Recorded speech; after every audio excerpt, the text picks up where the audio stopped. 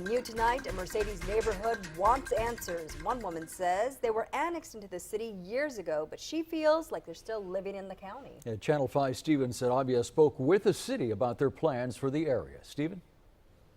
The neighborhood sits on the northeast side of the town, and the woman we spoke with says they were annexed nearly 10 years ago, but they don't feel like they're a part of the city. From roads to streetlights. I call the city constantly to try to get something fixed, and we don't get anywhere. Maria Flores started living in the area a couple years before the city annexed it nearly a decade ago. At the beginning, when they called the city meeting that we're going to get city lights, city services, city water. Since then, Flores feels like they were forgotten. One of the issues she says the city promised was a proper sewage system. Right now, everyone still uses septic tanks. We have to constantly get them to come in and clean it out. We stopped by City Hall to see what plans the city had for Flores' area.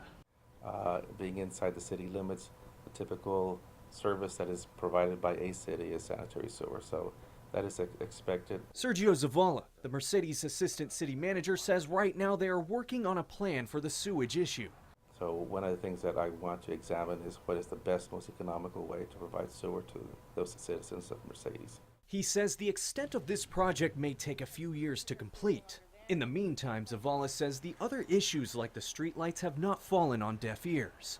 If those bulbs went out, the sensors may be covered, but whatever it takes to light them up again, that's what we're going to do as well.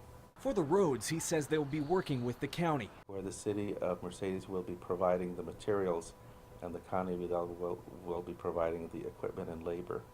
It's a good long run of a stretch on Beach Avenue, so that's what we are going to do in the near future. Flores says she hopes the city will keep their word this time around.